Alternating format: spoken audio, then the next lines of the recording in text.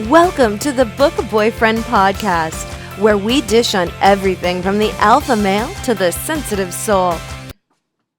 Hey guys, and welcome to episode 16 of the Book Boyfriend podcast. Tonight we are discussing the yummy Josh Walker from Rebecca Yarros' Full Measures, and we are also going to get to pick Rebecca's brain later on, so stay tuned for that. We're going to have a whole nother episode for you about that. But before we get started, I just want to remind you guys to subscribe to us on YouTube or iTunes. And if you're on iTunes, please leave us a rating or a review because it helps us get more likes. And the more likes we get, the more attention we get. The more attention we get, the more we will have amazing authors on here to chat with you guys and pick their brains with. So please, please, please do that. And then also, we would love to know what you're doing while you're listening to us. So if you would like to, send us a tweet. On Twitter, obviously, at Book Boyfriend Podcast, or on Instagram, same thing, same username, and show us what you're doing while you're listening to us. We think it would be a lot of fun. So without further ado, let's get into this yummy, delicious book, Full Measures. Elizabeth is going to give us the setup of the book. So take it away, Elle. Okay. Well, our main character is December, but mostly known as Ember to most people, and she's home from college over winter break. And the book opens with her being woken up by some banging on the front door, and it's 7 a.m. And she's kind of groggy and thinking, like, who the hell's knocking on my door this early? So she drags herself out of bed and heads downstairs and finds her mother on the stairs in front of the front door. And she's about to open the door, and her mother is clearly despondent and basically begging Ember not to open the door. Somewhere in this, she has a little brother. I think how old is he? 9? 7? I think he's young, about 7, yeah. I think he's about 7, and she has a teenage sister. They come in. She sends the little boy away. Her mother's like, no, don't open the door. And she's kind of not really getting it until she opens the door and sees 2 Army cadets there in their dress blues. And she knows that their father has been killed in Afghanistan. He was in the Army. He was a doctor. And they explain that a gunman went into the hospital and shot it up, and their father was a casualty of that attack. And therein, basically, we're launched into the story, and almost immediately Ember has to kind of fill in the mother role for her younger brother and younger sister because her mom is just so despondent at the death of her husband. And that is the basic setup of the book. And to talk a little bit about the meet cute, next we have Babs that's going to tell us how Ember and Josh meet.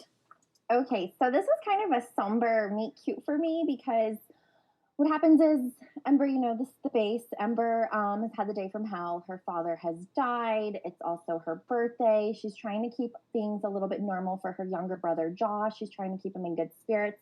All he wants is to celebrate Ember's birthday. So Ember's like, you know what, fine. She's still in her running gear from the morning. So she just grabs her keys and heads into her car and drives to the grocery store. She gets to the store. She's looking at cake. She just grabs one mindlessly. She's not even looking at it. She's sitting there having kind of a dazed moment. And this male voice kind of comes out of nowhere, says, they can write a name on that cake for him. And she's like, what? So she kind of looks. She realizes she just bought a Teenage Mutant Ninja Turtle cake. Which I thought was really cute, but again, it's just kind of this sad moment.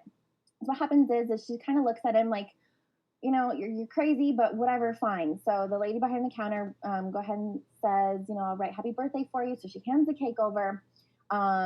She writes happy birthday. Well, in the midst of this, Ember has an entire freak out. She tells the lady, like, there's no name, there's no need for anything. I don't care that this is a boy cake and I'm a girl. She kind of goes off that her dad just died. It's her birthday. All while this mystery man is still watching. So she ends up heading to the cash register, realizes she didn't bring her wallet with her. Well, mystery man ends up buying the cake for her. A moment of recognition hits, and she realizes that this mystery man ain't so mystery. He is none other than her bad boy high school crush, Josh Walker. And so she's kind of taking it a moment. She's sucking in his beauty, his just hotness. He's this hockey player. He's just drop dead gorgeous. Any man that you think is just hot, this is this man. It's like, oh, he's sitting there right for you. And so it's kind of a nice distraction for her. And then she realizes after he says, can I give you a ride home? And she's like, no. And she's brought back to the moment. She's brought back down to earth where her life is just falling apart. And so it's a bittersweet meet cute is how I kind of took this one. So now let's go ahead and get into our first impression of the hero, because hello, Faith. All right, we got enough sad for a minute, because honestly, I cried for the whole first part of that book, and I'm not a crier, so I'm glad we get to talk about Josh a little bit. He was flawless to me, honestly, in my eyes. Very ironic, since we learn so much about him as the story goes, and we learned that back in high school he was a little bit of a rebel, kind of a playboy, and but when you get to know him, he confesses to Ember that he never felt good enough for her. But from a reader standpoint in the present, he's just perfection. I mean, he swoops in on this day that Ember is having, this horrible, horrible day, and he's so selfless, and he becomes this savior for her. And I think, like, the more you read it, especially in the first half of the book, you see that he's just completely selfless and trying to do this for her because he knows she just can't do it for herself right now. So to me, he was just freaking amazing. That's my first impression of him. What about you, Liv? So for me, I think I agree with everything you said, of course, right? He was absolutely selfless, absolutely yummy. But what I loved most about him was that he stood by her. He never questioned what she needed from him. He was just, it's a very simple way to say it, he was just there for her. And she was going through a really hard time. Her life was crap. What was her normal life? Her dad was supposed to be out in the military. She was supposed to be a college student. She was supposed to have this great boyfriend, this great best friend. And every single thing gets ripped out from underneath her, I think, within a matter of like a week. So he was just there for her. And I really, really loved that about him. It wasn't like he was, this dark, mysterious book boyfriend that we're talking about. He was a bad boy when he was in high school, but now he was just that guy that was there to like hold her up, to kind of be like her shoulder to cry on. So I really, really, really, really love Josh. And that kind of is all I have to say, but it brings us into our most swoon-worthy moment, which I get to go first. And to insinuate how much I really like Josh, I really swooned over him when they went up to the cabin. So her douchebag boyfriend Riley's having this frat party. I mean, his girlfriend's dad just died, and he's like, I'm having a frat party. Sorry, I can't come hang out with you. And so she, her and Josh take the drive up there. Hello, he just decides, I'm going to take this drive up with you so you can go see your boyfriend. Who does that? And so here's a big spoiler alert. So if you have not read this book and you do not want to read this, or you're going to read this book, mute us for a second or come back when you've read it. So they get into this party and everybody's like kind of like looking at her really sad, and you think, oh, well, they're looking at me really sad because my dad died. And in reality, it's not, because when she goes upstairs to find Riley in bed with her fucking best friend. I mean, seriously? So she comes out and she's just like, whatever. And then she realizes what the hell's going on. She wants to leave the party. Josh is right behind her. We're going to leave. And thick-faced Riley comes running back and he's like, oh, let me talk to you. And she's like, listen, we're done. Him and Josh exchange some words. And this was my swoon-worthy moment. He goes to punch Josh in the face. Josh catches his punch and like completely just nails him. And he's like wiping the blood off his mouth. And he's like, what, afraid I'll kick your ass? And Josh says, nah, afraid I'll end up in jail when I fuck your pretty little face of yours. Or fuck up that pretty little face of yours. Tongue twister here. So he was like a man who just like claimed his stakes and he stood outside the car. He literally put Ember in the car and he just sat there with his arms crossed waiting for Riley to say something. It was just like, not territorial, but it was like, I got your back. I'm here for you. Total swoon-worthy moment. What about you, Faith? What was yours? I agree with you, but for me, this comes after that whole ordeal. They go up to her family's cabin. And again, like, you have to remember, we're not really painting the picture the way Rebecca painted it for us. Like, she's broken, like totally broken. Like, she's taking on everything she possibly can. It's her birthday. Her father's dead. Her mother is like a zombie, a vegetable. She has to take care of everybody. Her middle sister is a freaking lunatic, driving her crazy. And then there's Josh. He's the one salvation in her whole life in this moment, and she doesn't barely even know the guy. So they go up to this cabin in Breckenridge, and they fool around. And again, it's more of like how he's trying to make her feel something other than dead right now. And so they basically have this morning after, and it's kind of awkward for her because, you know, she's never had a morning after. She's a virgin, and they don't even sleep together at this point. So she's looking at him, and she's basically telling him that she used him, and he's like, you know, does that make me a bad person? Whatever, blah, blah, blah. And he's like, I knew that's exactly what you're doing. He goes, and he says at this point, so let me be what you need, and I'll be that for you. And this is when he tells her he'll just be her whatever. And I just was, oh my God, let me be your whatever. I'll handle it all for you. And that was my swoon. What about you, Elle? For me, mine came much later in the book, and it wasn't actually even anything that he like did in the book and present time of the book. But when I read this part, I was like, oh, like I just loved it. So we know through the book that Ember had like pined away for Josh all through high school. He was a few years ahead of her, if memory serves. And he was like the bad boy, dated all the girls, and she just had a thing for him, but knew that she could never, felt like she could never stand a chance with him. So she's in his room, I think for the first time, the next morning, and she's looking at it. She sees a picture of the school assembly after they won the state championship, because Josh is a very good hockey player. And she actually, because she's pining away from him in high school, had the same picture up on her wall in high school. So, I'll just read it to you. This is what she says. She says, I studied this picture so often, always found something I hadn't seen before. I loved that he wasn't just happy. There was something deeper there, a longing. I loved that we both had the same picture on our walls. I loved him. But this wasn't the same version of the paper that I had printed. That one had been cropped, apparently. I caught the details behind him now, the ones left off the print I had. In this picture, the crowd of students was visible behind him in beautiful detail. I had always wondered what he'd been staring at, longing for. I traced my finger over the glass, following his line of sight. It was me. And I just loved that because it was sort of like a full circle moment for her where she realized, oh my God, he was longing for me in high school when I was longing for him, and it wasn't even through him telling her that. It was just like her discovery of this picture, and I could just perfectly picture her like tracing her finger over the glass and seeing that it was her that he was looking at all those years ago. So that was my swoon.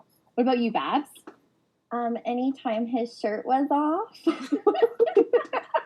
God, I'm like, never has a man just walked around without his shirt off so much in a book, but damn did he make it seem so hot.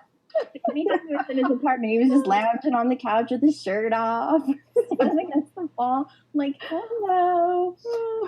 So mine, I kind of have two. They're both very quick. Mine kind of ponies off of Faith with the whole my whatever. And here is my quote, because I loved the whole, I'll be your whatever. Like, can Josh be my whatever? Basically. Gus has my number because I'm his coach. Now you have it because I'm your whatever. My whatever. The soft kiss he'd placed on my lips had been leaning in for more. Whatever you need me to be, he whispered against my mouth. Hello. Like, he knows he's being used, but he's okay with it because that's the girl of his dreams. Like, he's like, I've got her, and I will be whatever she needs me to be. And then the second one's kind of more swoon-worthy just on his end, not really the moment between the two, was when Ember's dad's stuff gets delivered to the house, and the mom freaks out, and everybody freaks out. And Josh comes over, and Ember's like, you don't need to be here. Why are you here? And she's like, please just leave. I don't need you right now. I can do this on my own. She just wanted to be her family's rock. And so he leaves, and then Gus walks up, and he says, why is he leaving? And she's like, because he needs to. And he's like, well, I called him. So Josh came for Gus. Like, those are my swoon-worthy moments. But that brings us now into our favorite segment. All of our segments are our favorites, but this one is another favorite called I Wish I Wrote That. Faith? Okay, this comes right after Ember gets the news that her dad passes, and she's thinking how this is her birthday, but it's also the absolute worst day of her life, and how will she ever be normal again? So she says to herself, maybe there should have been some comfort in knowing if this was the worst day, there was nowhere to go but up. And for me, that just brought into focus the old saying, this too shall pass. And I just, I could definitely relate to Ember having lost my dad. And so I totally get that feeling, and that line just resonated with me. What about you, Elle? I liked is right at the beginning, actually.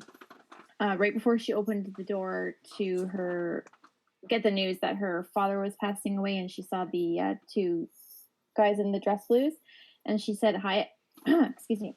I had opened the door to a fire, and it was poised to decimate my family."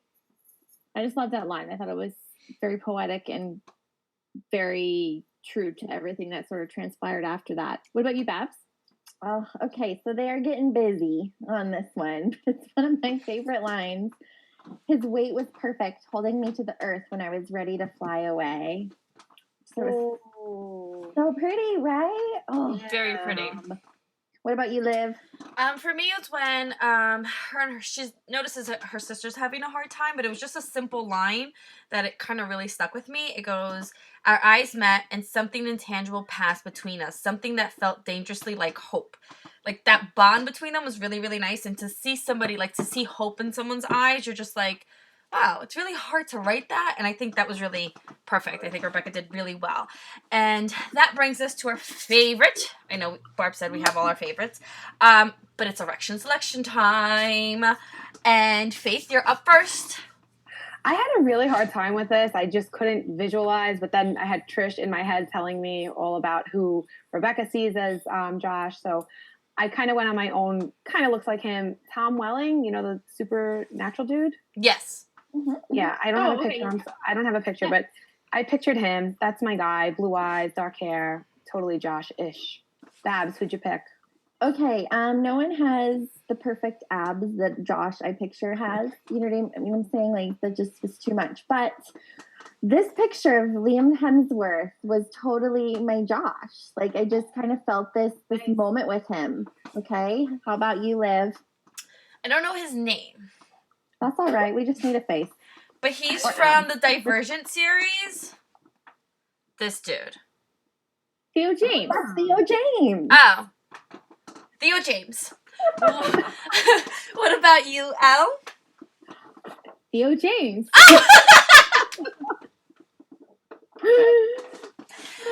Great minds think alike. These chicks are in the same freaking headspace tonight. Oh, boy. All All right. right, well, that was so funny. I couldn't picture Theo James as him. It was the abs. True. Good point. And that, like, steady jaw. Mm-hmm.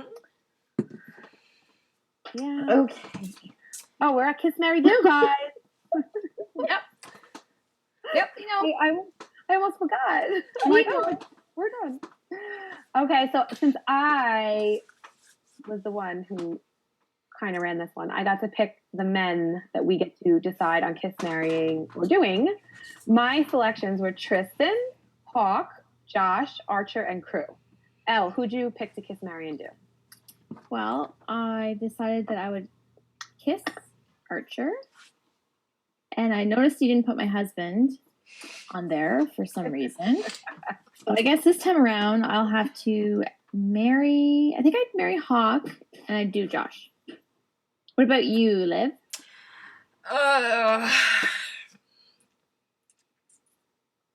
Decisions. All right, I'm going to kiss Crew. Mm. I'm going to do Josh, just so I can lick his abs. And then I'm going to marry Hawk. What about you, Faith? All right, I'm doing Tristan because he was a very sensual, intense lover. I'm going to kiss Archer. Me and Elle always find a way to be kissing Archer. And I'm marrying Josh. I loved him. I really, really loved him. And he's very selfless. So I need a man like that. What about you, Babs? First of all, thank you for taking my husband off the list. He appreciates it so very much. He was getting really offended. I know. It's okay. So I'm going to kiss Frangie so I can play with his beard. You mean Tristan? Frangie. So I'm going to do Josh because he's just delectable in this book. Delectable. And we're just going to have to three-way marry Hawk because I need some Hawk in my life too. So, there you go. And that wraps it up, guys. We just finished talking about the lovely, delicious, wonderful Josh. And we, like I mentioned in the earlier before, that we are speaking with Rebecca Yarros. We're going to have another episode for you guys where we picked her brain. So stay tuned for that. And don't forget to send us that tweet of a picture of you showing us what you're doing while you're listening to our episodes. We really want to see what's going on. So you could do that on Twitter or Instagram, or even if you want to do it on Facebook. So do that. We love hearing from you guys. Stay tuned for the next one. And for now, that's all she wrote. Bye-bye, guys. Bye. Bye. Bye, Felicia. Thanks for joining us. You can find out who will be on upcoming shows and what books we'll be discussing, as well as more about our hosts at www.bookboyfriendpodcast.com. See you next time when we add another boyfriend to the ranks.